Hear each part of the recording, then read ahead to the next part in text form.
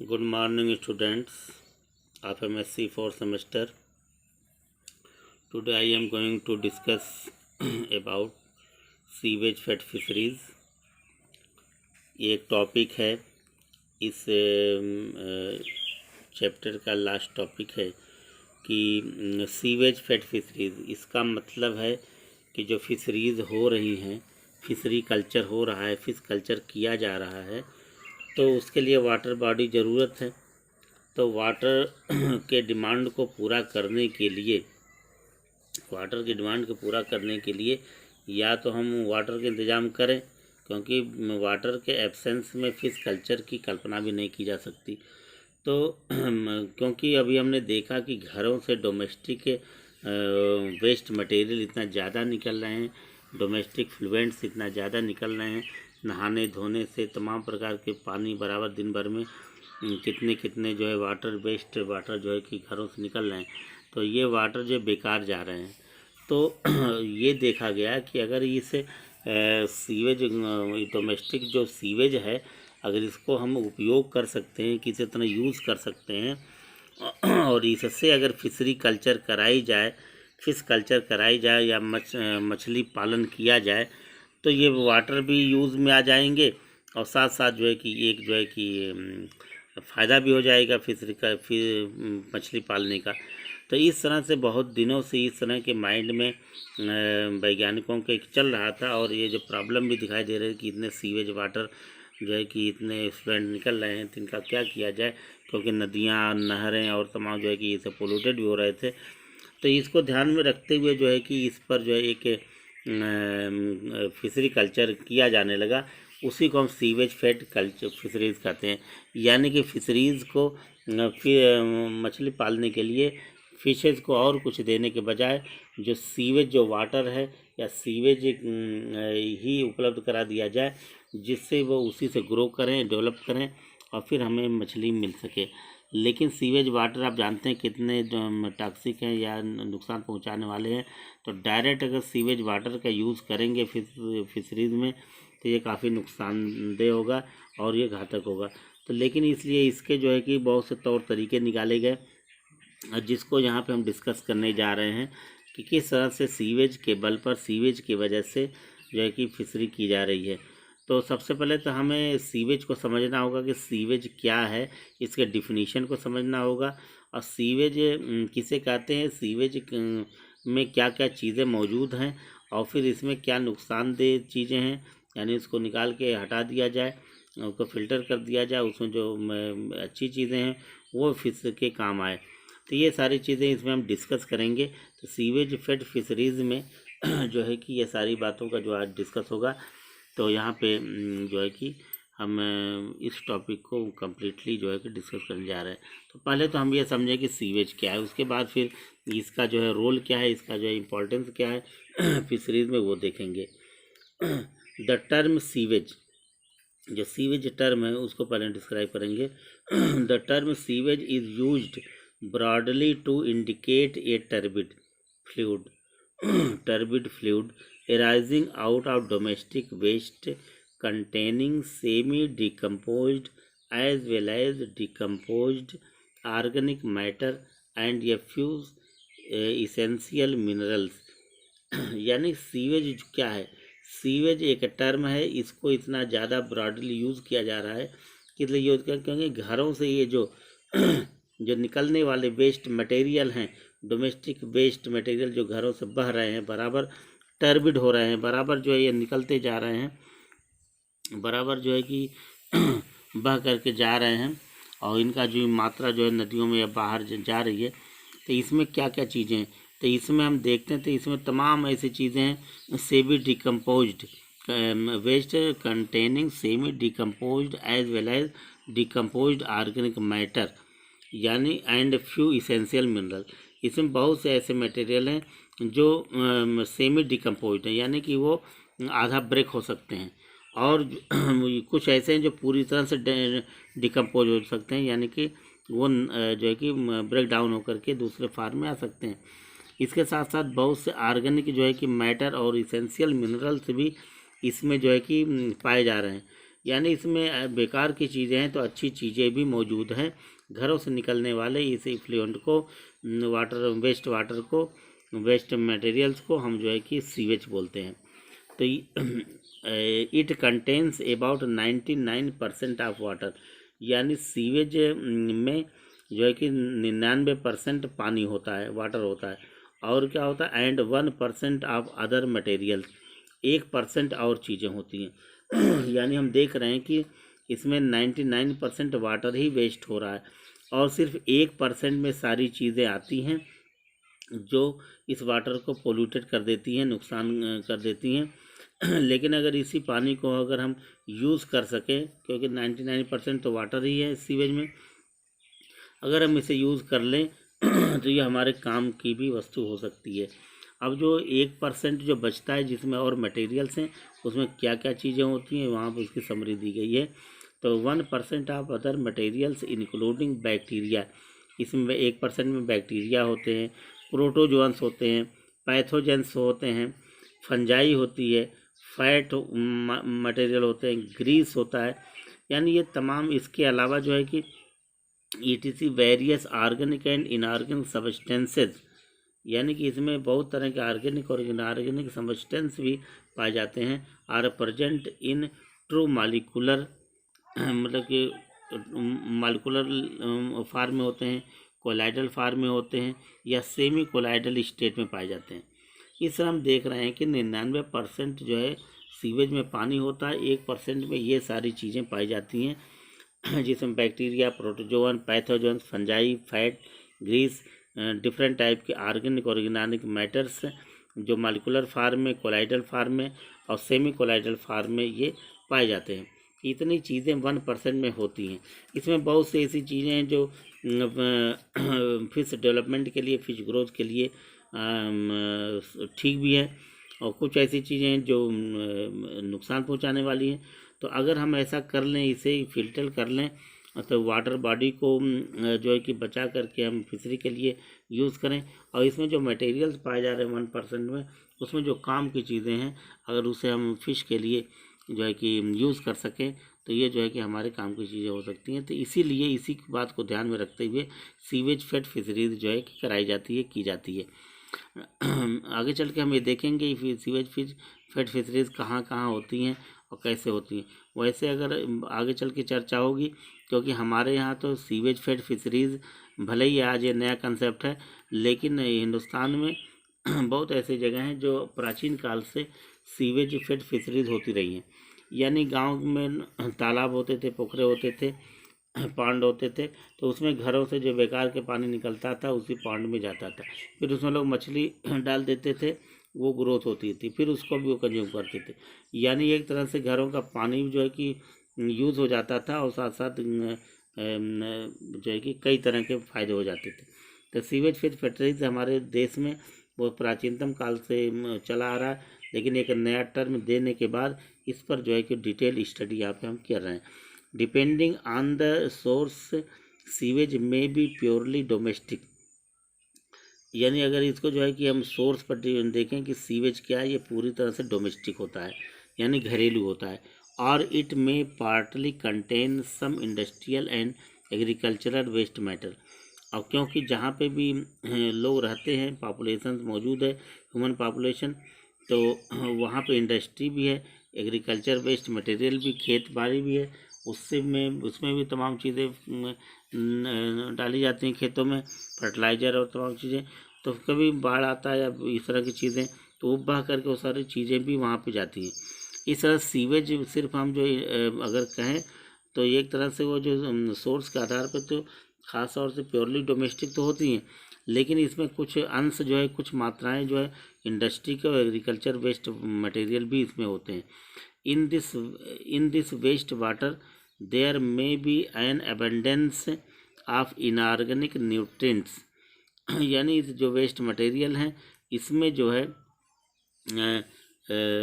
जो मात्राएं पाई जा रही हैं उसमें इनऑर्गेनिक न्यूट्रिएंट्स भी पाए जा रहे हैं, जैसे nitrogen, phosphorus, calcium, sodium, potassium, ये सारी चीज़ें इसमें पाई जा रही हैं। That are that are essential for the production of phytoplanktons. और ये जो चीज़ें हमने बताया कि इनऑर्गेनिक की जो मटेरियल पाए जा रहे हैं, ये जो है प्लैंक्टन के प्रोडक्शन के लिए ज़रूरी हैं, आवश्यक हैं। तो ये सब इसमें चीज़ें पाई जाती हैं, तो इनको हम वेस्ट न करके इसका कहीं न कहीं उपयोग फिशरीज में किया जाता है। Some fishes thrive well with these primary producers and also the जो प्लैंक्टन्स, यानी कुछ फिशेज हैं जो है कि इस प्राइमरी प्रोड्यूसर पर जो है कंज्यूम करती हैं, जो खाती हैं। इस तरह से अगर हम इसका उपयोग कर लें तो ये हमारे काम आ सकते हैं। तो इस सीवेज फेड फिशरीज में इसको ध्यान में रखा जाता है। The application of sewage for fish culture has been studied in India, USSR, Germany, Poland, Hungary, Israel, Java, China, Indonesia and Japan. तो ये जो एप्लीकेशन है सीवेज के ऊपर, इस पर सिर्फ फिश कल्चर के लिए सीवेज की स्टडी या सीवेज से रिलेटेड एप्लीकेशन पर स्टडी सिर्फ इंडिया में ही नहीं, बल्कि इसके अलावा बहुत से ऐसे कंट्री है जहाँ पर इस पर जो है कि स्टडी हो रही है, जैसे यूएसए, रूस में, जर्मनी में, पोलैंड में, हंगरी में, इज़राइल में, जावा, चाइना, इंडोनेशिया और जापान में। इन सब देशों में भी इस सीवेज के ऊपर काफ़ी काम किए जा रहे हैं, इसका जो है कि कहीं कहीं इस्तेमाल किया जा रहा है। In India the use of sewage in fish culture is an age old practice. जैसा कि हमने बताया इसके पहले कि इंडिया में बहुत प्राचीन काल से, पुराने ज़माने से जो है कि सीवेज फेड फिशरीज पर जो है कि काम हो रहा है, यानी कि इसका यूज़ किया जा रहा है। Initially the chief sewage fed fisheries were located in West Bengal and Chennai.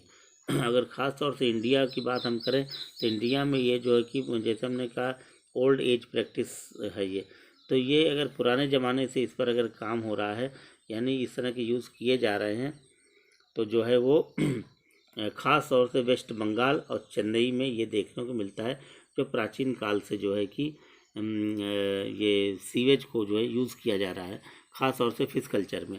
But now with the use of scientific methods of sewage treatment, its applications in profitable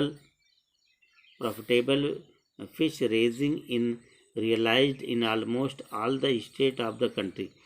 तो ये तो प्राचीन काल से बंगाल और चेन्नई में देखने को मिल ही रहा था, लेकिन आधुनिक ज़माने में साइंटिफिक एज में जो है कि साइंटिफिक मेथड को यूज करते हुए, यानी सीवेज का ट्रीटमेंट, सीवेज वाटर पर ट्रीटमेंट करके साइंटिफिक ट्रीटमेंट के माध्यम से, मेथड से जो इसको अपने फ़ायदे के लिए यूज़ करने का जो तरीका अपनाया गया, ये सिर्फ चेन्नई और वेस्ट बंगाल में ही नहीं, बल्कि अब पूरे देश में जो है कि इस पर काम किया जा रहा है, और कहीं न कहीं से फिश कल्चर में सीवेज को यूज़ किया जा रहा है और साइंटिफिक मेथड को अपना करके। तो इसमें काफ़ी काम हो रहे हैं और ये बहुत ही फ़ायदेमंद भी साबित हो रहा है। The fish seed farm at Kutela Bhata दुर्ग, एक स्थान है ये कुटेला भाटा दुर्ग मध्य प्रदेश में, वहाँ पर भी इस तरह से ये फार्मिंग हो रही है, यानी इसकी खेती हो रही है, फिश कल्चर इस तरह का किया जा रहा है। The fish seed farm at Kutela Bhata Durg MP for example has its principal source of water into sewage stabilization ponds and gives an annual income of over 3 lakh rupees each year। यानी हमने जो बताया कि एमपी में जो स्थान है कुटेला भाटा दुर्ग, तो वहाँ पर जो है कि सीवेज वाटर को यूज़ करके वहाँ पर फिश कल्चर कराया जा रहा है, और वहाँ पे ये स्थिति है कि वहाँ पे पॉन्ड में सीवेज वाटर को इकट्ठा करके फिर उसको जो है उस पर जो है फिश कल्चर किया जा रहा है, और उससे पर ईयर एक साल में लगभग 3 लाख रुपए कमाया जा रहा है। यानी इस तरह से सीवेज फेड फार्मिंग करके पर ईयर 3 लाख रुपए कमाया जा रहा है। अदरवाइज़ अगर ये सीवेज वाटर को वेस्ट में कहीं फेंक दिया जाता तो वो उस नदियों को या उस ज़मीन को ख़राब करता, लेकिन किसी पॉन्ड में इकट्ठा करके अगर ये सीवेज फिशरीज वहाँ कराई जा रही है और पर ईयर जो है कि 3 लाख रुपए कमाया जा रहा है, इसका इनकम हो रहा है, तो ये फ़ायदेमंद है। तो इसीलिए सीवेज फेड फैसिलिटी का इतना इम्पोर्टेंस है, इसीलिए यहाँ पे इसे स्टडी की जा रही है।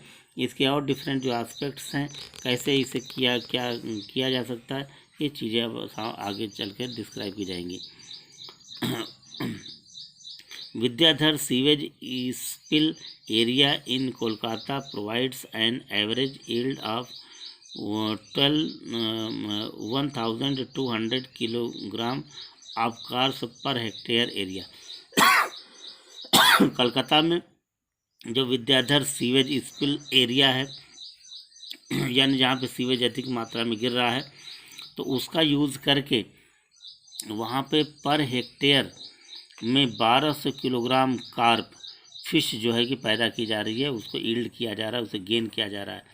यानी एक हेक्टेयर में एक हेक्टेयर एरिया में 1200 किलोग्राम कार्प पैदा किए जा रहे हैं इसी सीवेज से, कलकत्ता में विद्याधर सीवेज स्पिल एरिया में। तो यानी कि अभी अब हम एमपी में आपने देखा, तो दूसरा जिक्र जो है कोलकाता का हुआ। इन coastal areas the sedimentation sewage is diluted with brackish water and open supplied to village ponds, berries and paddy fields for profitable fish yield। अगर हम समुद्री इलाके की बात करें, the coastal areas of sedimented sewage is diluted with brackish water.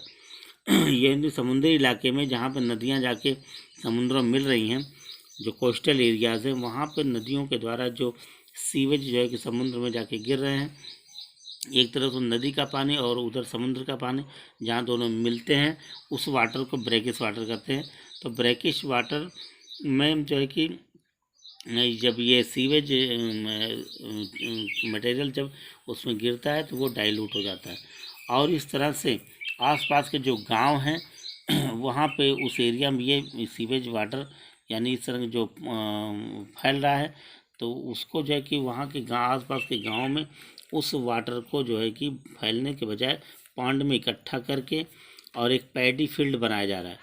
और paddy field बनाया गया है जिससे कि जो है कि वो सीवेज का वाटर जो नदियों में है, वो नदियों से समुद्रों में ना जाके बल्कि उसका यूज़ कर लिया जाए और उससे जो है कि प्रॉफिट कमाया जाए। इस तरह से कोस्टल एरिया में भी जो है ये काम किया जा रहा है पॉन्ड और पैडी फील्ड के द्वारा, क्योंकि आसपास के जो खेत होते हैं उसमें जो है कि इसको जो है कि डालते हैं और वहाँ पे जो फिश कल्चर कराया जाता है, यानी उससे फ़ायदे ले रहे हैं। यानी कहीं न कहीं सीवेज जो वाटर है, इसका जो फ़ायदा उठाने के लिए सीवेज फिशरीज का जो कंसेप्ट है वो अस्तित्व में आया, एग्जिस्ट हुआ। इसके अलावा अगर हम और देखें तो इसकी चर्चा करें, in India many practitioner have studied the growth and production of fish in domestic sewage. यानी बहुत से ऐसे प्रैक्टिशनर हैं, साइंटिस्ट हैं या इस वर्कर्स हैं, फिश वर्कर्स, जिन्होंने जो है कि sewage water, domestic sewage water या डोमेस्टिक सीवेज का जो है कि फिश ग्रोथ पर या डेवलपमेंट पर क्या प्रभाव पड़ सकता है, इसकी पूरी तरह से स्टडी उन्होंने किया और इसके फ़ायदे को उन्होंने जो है कि एक एप्लीकेशन के फॉर्म में आगे बढ़ाया। In many countries including India treated sewage in used for agriculture and agriculture purposes. यानी कि भारत जैसे देश में सीवेज वाटर को जो है कि एग्रीकल्चर के लिए या एग्रीकल्चरल पर्पसेस के लिए यूज़ किया जाता है। यानी घरों से निकलने हुए जो वेस्ट मटेरियल है उसको खेतों में जो है कि उस वाटर को खेतों में जो है कि ड्रेन करके भेज करके उससे फ़ायदे जो है लिए जाते हैं। The sewage is not no longer considered as a waste. The sewage is not no longer considered as a waste, क्योंकि सीवेज का जो वाटर है, सीवेज में जो मटेरियल है, इसको बहुत देर तक जो है कि बहुत टाइम तक इसको जो वेस्ट नहीं किया जा सकता। It can be recycled to produce wealth, और इसे जो है कि हम हेल्थ के लिए, स्वास्थ्य के लिए जो है कि इसे रिसाइकिल्ड कर सकते हैं। यानी इसको रिसाइकिल करके, इसके जो है कि चेंज करके हम इसके वाटर को, इसमें पाए जाने वाले कंटेंट को जो है कि कहीं न कहीं से हम अपने फ़ायदे के लिए यूज़ कर सकते हैं, और किया जा रहा है। Fishes are known to convert bio waste into edible proteins efficiently.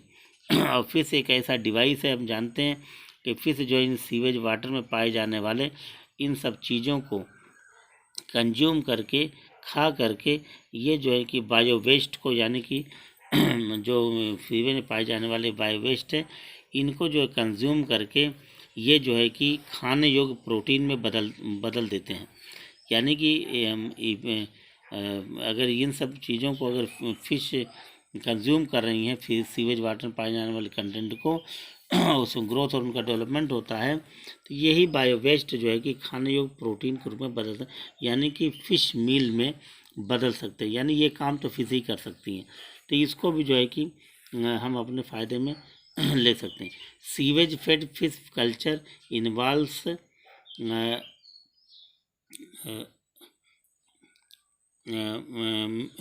मेगरी operational expenditure, but in turn the economic return in substantial। यानी कि सीवेज फेड फिशरीज कल्चर को जो है कि अपना करके हम जो है कि अपने एक्सपेंडिचर को जो है कि बचा सकते हैं, यानी कम खर्चे पर हम अधिक जो है रिटर्न ले सकते हैं, यानी कि अच्छा पैसा कमा सकते हैं अगर हम इसे चाहते हैं तो। एक अच्छा तरीका है ये sewage fed fisheries. A fish yield even 10 to 15 tons per hectare per year are often achieved in well managed sewage treated ponds. यानी कि हम देखते हैं कि पर ईयर जो है 10 से 15 टन्स पर हेक्टेयर जो है ये सीवेज वाटर है, ये जो है कि डिस्चार्ज होते हैं, और इसे जो है कि मैनेज करके, इसको ट्रीट करके हम पॉन्ड में जो है कि स्टोर कर सकते हैं।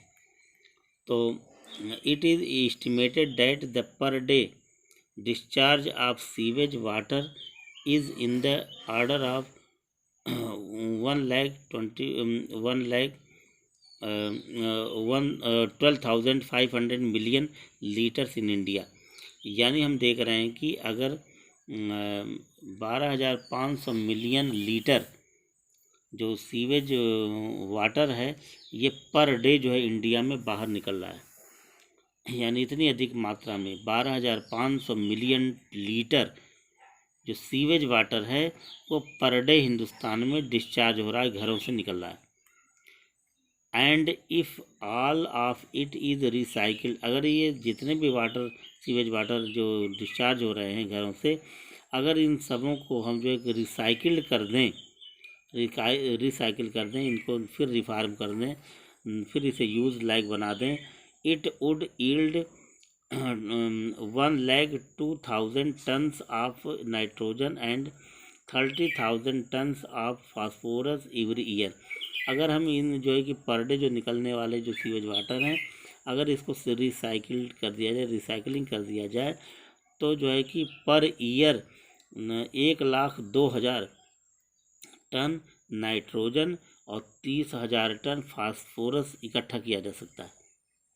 यानी कि ये जो नाइट्रोजन और फास्फोरस जो इसमें जो घुले मिले होते हैं, इसको रिसाइकिल करके हमें प्यूरिफाई करके इसको निकाल करके इसका यूज़ किया जा सकता है।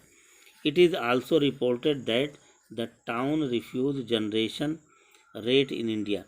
This is also reported that the town refuse generation rate in India is 50,000 tons per day. यानी टाउन में, यानी ऐसे नगरों में जहाँ पे काफ़ी घनी आबादी है, वहाँ पर देखा जाए तो 50,000 टन जो है कि टाउन रिफ्यूज़, यानी कि टाउन से, यानी उस पॉपुलेटेड एरिया से इतने चीज़ें जो है बाहर निकल रही हैं।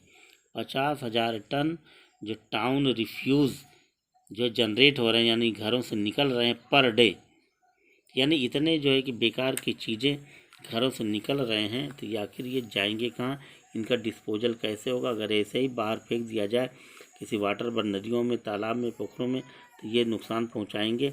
अगर इसका यूज़ नहीं किया गया तो ये बेकार भी चले जाएंगे। लेकिन अगर इसे रिसाइकिल करके यूज़ कर लिया जाए तो ये हमारे बहुत ही काम आ सकता है। While the utilization rate is only 15,000 ton per year. और जैसा कि हमने कहा 50,000 टन जो है ये टाउन रिफ्यूज़ जो निकल रहे हैं पर डे, इसमें से 15,000 टन जो है कि जो सीवेज वाटर है या टाउन रिफ्यूज़ेज हैं, इनका यूज़ तो किया जा रहा है। Bulk surplus being disposed discriminately contributes 42.07 to 48.79 tons of pollutional load to the environment per day। यानी कि ये जितने भी ये निकल रहे हैं जो डिस्पोजल यानी जो sewage water, sewage town refuses, इससे जो है पर डे जो है हमारे इन्वायरमेंट पर डे जो लोड पड़ रहा है वो जो है कि 42 पॉइंट से लेकर के 48 पॉइंट टन 42 से लेकर 48 टन जो पोल्यूशनल जो लोड है वो जो है कि वो हमारे इन्वायरमेंट पर डे यानी इतना दबाव पड़ रहा है। यानी कि इस तरह हमारे इन्वायरमेंट चाहे वाटर बॉडी हो, चाहे हमारा इन्वायरमेंट एटमॉस्फेयर हो, ये सब पूरी तरह से जो है कि प्रभावित हो रहे हैं। अगर इसे रिसाइकिल कर दिया जाए तो इससे बहुत ही फ़ायदे, इन्वायरमेंट भी साफ़ सुथरा रहेगा और साथ साथ इससे इकोनॉमिक वैल्यू भी तैयार होगी। These could be utilized for integrated agriculture farming system. इसे जो है कि एग्रीकल्चर की खेती करने के लिए, एग्रीकल्चर फील्ड में खेती करने के लिए इसको जो यूज़ किया जा सकता है, यूज़ करना चाहिए। Presently there are about 132 sewage fed fish farm covering an area of 12,000 hectare in India. यानी आज जो वर्तमान समय में जो रिसेंट जो प्रेजेंट में जो एक इसका आंकड़ा है, जो एक डाटा है कि 132 सीवेज फेड फिश फार्म हमारे देश में मौजूद हैं। 132 सीवेज फेड फिशरीज़ कल्चर जो है यानी खेती की जा रही है और लगभग उसमें 12,000 हेक्टेयर जो एरिया है वो सीवेज फेड फिशरीज़ के लिए यूज़ किया जा रहा है। यानी कि इस फील्ड में हिंदुस्तान में काम हो रहा है और ये सीवेज फेड फिशरीज़ को जो अपना करके जो इससे जो है कि फिश कल्चर भी कराया जा रहा है, इससे पैसा भी कमाया जा रहा है, इससे इन्वायरमेंट को साफ़ सुथरा भी किया जा रहा है, पोल्यूशन से बचाया भी जा रहा है। लेकिन ये अभी भी नाकाफ़ी, जैसा कि हमने ऊपर डिस्क्राइब किया। 15,000 टन जो है कि जो सीवेज टाउन रिफ्यूज़ेज है वो पर डे इसका यूज़ तो हो रहा है, लेकिन इसके अलावा अभी 35,000 टन्स जो है अभी भी जो है कि ये रिफ्यूज़ हो जा रहा है, इसका कोई यूज़ नहीं हो रहा है। इससे जो है कि हमारे इन्वायरमेंट पर कितना लोड पड़ रहा है ये सब समझ सकते हैं। तो इस तरह से सीवेज फेड फिशरीज़ की स्टडी करने का मतलब है कि हर तरीके से हमें जो है कि हर एस्पेक्ट से इसे हम इकोनॉमिकल स्टेटस भी बना सकते हैं, ये पोल्यूशन को दूर करने का भी माध्यम बना सकते हैं और एक तरह से जो है कि एग्रीकल्चर और भी जो फील्ड में हम इसका जो यूज़ करके काफ़ी फ़ायदे कमा सकते हैं। तो इसलिए इसकी स्टडी की जा रही है, इसलिए इस टॉपिक में दिया भी गया है। इसके बाद जो है कि नेक्स्ट जो वीडियो में हम ले करके क्योंकि अभी सीवेज फेड फिशरीज़ ये टॉपिक लंबा है, ये पूरा कंप्लीट नहीं हो पाया। इसके बाद इससे रिलेटेड और भी चीज़ें जो है कि आएंगी इसी टॉपिक के अंतर्गत, जो है कि किस तरह से हम सीवेज का ट्रीटमेंट करें, किस तरह इसको रिसाइकिल करें, किस तरह से हम इसे यूज़ लायक बना सकें, फिर उसके बाद इस सीवेज फिशरीज़ को कैसे किया जाए और इससे क्या फ़ायदे हैं और इसके जो क्या इम्पोर्टेंस है, ये सारे जो है कि इस पर्पज़ से हम इसके स्टडी हम नेक्स्ट वीडियो में इसको लेकर के हम डिस्क्रिप्शन के साथ हाजिर होंगे। ओके।